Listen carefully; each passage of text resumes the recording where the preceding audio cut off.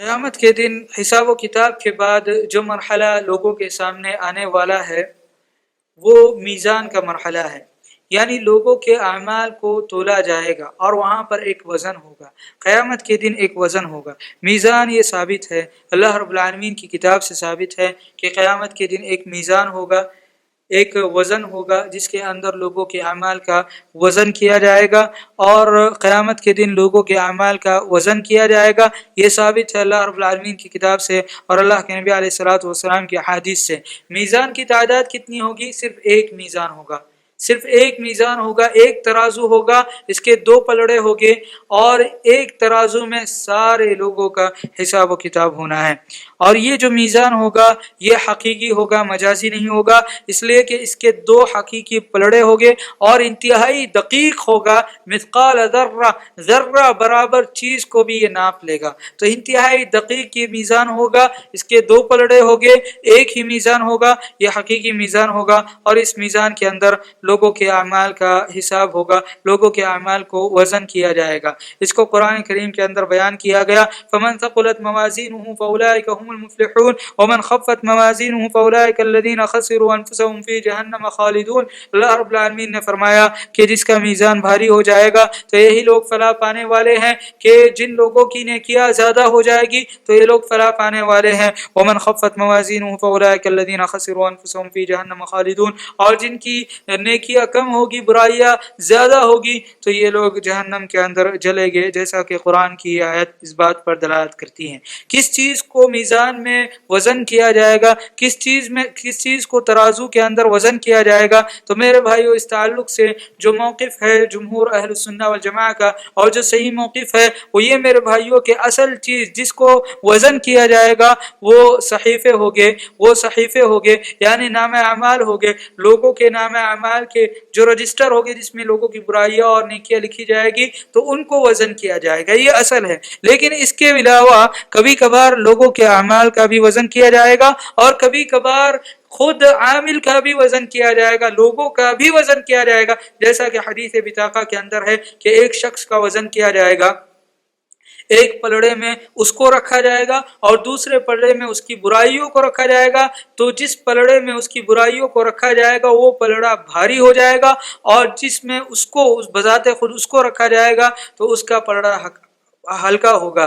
تو میرے بھائیوں، پھر اللہ کے نبی علیہ الصلوۃ والسلام نے حدیث میں بیان فرمایا کہ اس کو ایک بطاقہ دیا جائے گا، اس سے پوچھا جائے گا کہ کیا تم نے کوئی نیک کام کیا ہے؟ تو وہ کہے گا کہ مجھے تو نہیں پتا کہ میں نے کوئی نیک کام کیا ہے، لیکن اس سے کہا جائے گا کہ تم نے نیک کام کیا ہے، تم نے لا الہ الا اللہ کا اقرار کیا ہے اور تم نے کبھی شرک نہیں کیا، تم توحید پر ڈٹے ہوئے تھے۔ اس لیے میرے بھائیوں، جب ان کو لا الہ الا اللہ کا یہ بطاقہ نصیب ہو جائے گا تو ان کا جو وزن ہوگا وہ بھاری ہو جائے گا ان کی گناہوں کے اوپر۔ تو اس طرح میرے بھائیوں ان کو جنت کے اندر داخل کیا جائے گا۔ اس کو احادیث کے اندر بیان کیا گیا۔ یہ حدیث اس بات پر دلالت کرتی ہے کہ بسا اوقات عامل کا بھی وزن کیا جائے گا، عمل کرنے والے کا بھی وزن کیا جائے گا۔ تو اصل جس چیز کا وزن کیا جائے گا وہ لوگوں کے نام اعمال ہوگے، رجسٹر ہوگے جس کے اندر ان کی برائیاں اور نیکیاں لکھی جائے گی، اصل ان چیزوں کا وزن کیا جائے گا۔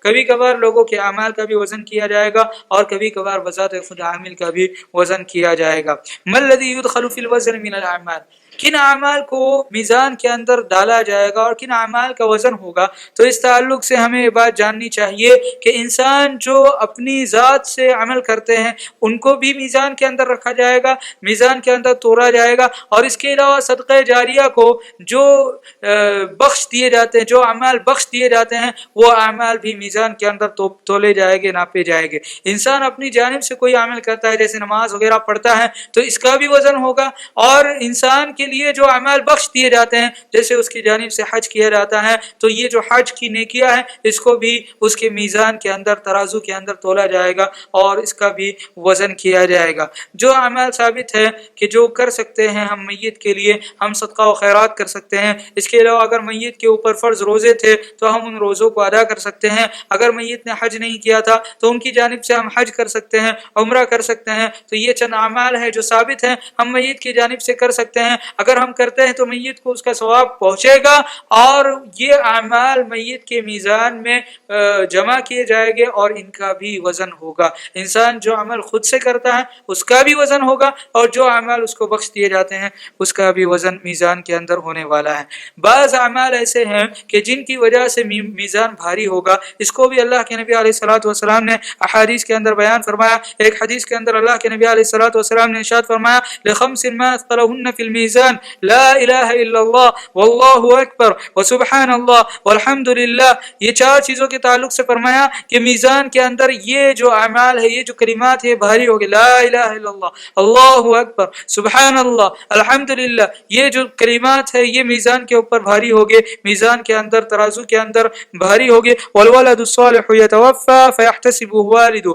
اگر کسی شخص کا کوئی بیٹا فوت ہوتا ہے اور وہ شخص اس کے اوپر ثواب کی نیت رکھتا ہے تو یہ بھی بہت بڑا عمل ہے اور اس کا وزن میزان کے اندر بہت زیادہ ہوگا. اس کو بھی اللہ کے نبی علیہ الصلوۃ والسلام نے حدیث کے اندر واضح فرمایا. اس کے علاوہ اللہ کے نبی علیہ الصلوۃ والسلام نے بخاری کی سب سے آخری حدیث کے اندر ارشاد فرمایا کلمتان خفیفتان علی اللسان ثقیلتان فی المیزان حبیبتان الرحمن سبحان اللہ بحمدہ سبحان اللہ العظیم. ان کلمات کے تعلق سے اللہ کے نبی علیہ الصلوۃ والسلام نے یہ وضاحت فرمائی ہے کہ ان کا وزن بھی میزان کے اندر زیادہ ہوگا. وہ کلمات کیا ہیں؟ سبحان اللہ و بحمدہ سبحان اللہ العظیم. لہذا ایک انسان کو چاہیے کہ وہ ایسے اعمال کرے کہ جن اعمال کا وزن میزان کے اندر ترازو کے اندر بہت زیادہ ہوگا تاکہ اس کی نیکیاں زیادہ ہو جائے اور اس کی برائیاں کم رہے اور اس کو جنت کے اندر داخلہ مل جائے.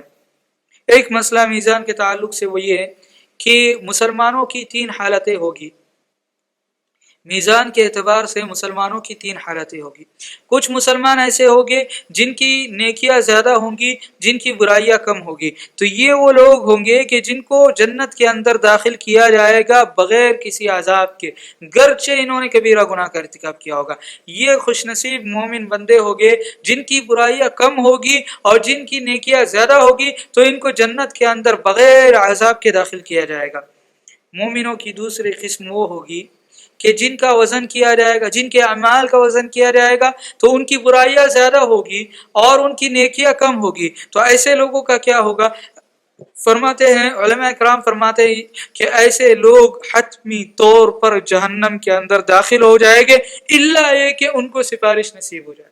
اللہ ہے کہ ان کو اللہ کے نبی علیہ الصلوۃ والسلام کی سفارش نصیب ہو جائے تو یہ لوگ ڈائریکٹ جہنم کے اندر داخل نہیں ہوں گے. لیکن اگر اللہ کے نبی علیہ الصلوۃ والسلام کی سفارش ان کو نصیب نہیں ہوتی ہے تو ایسے لوگ جن کی برائیاں زیادہ ہوں گی اور جن کی نیکیاں کم ہوگی حتمی طور پر لازمی طور پر یہ لوگ جہنم کے اندر داخل ہونے والے ہیں. اور کچھ لوگ ایسے ہوں گے کہ جن کی برائیاں اور نیکیاں برابر ہوگی تو جیسا کہ بیان کیا گیا ان کو اہل الاعراف کہا جاتا ہے. جنت اور جہنم کے درمیان ایک دیوار ہوگی اس دیوار کے اوپر ان لوگوں کو رکھا جائے گا پھر ان کے لیے سفارش ہوگی اور سفارش کے بعد ان کو میرے بھائیوں جنت کے اندر داخل کیا جائے گا.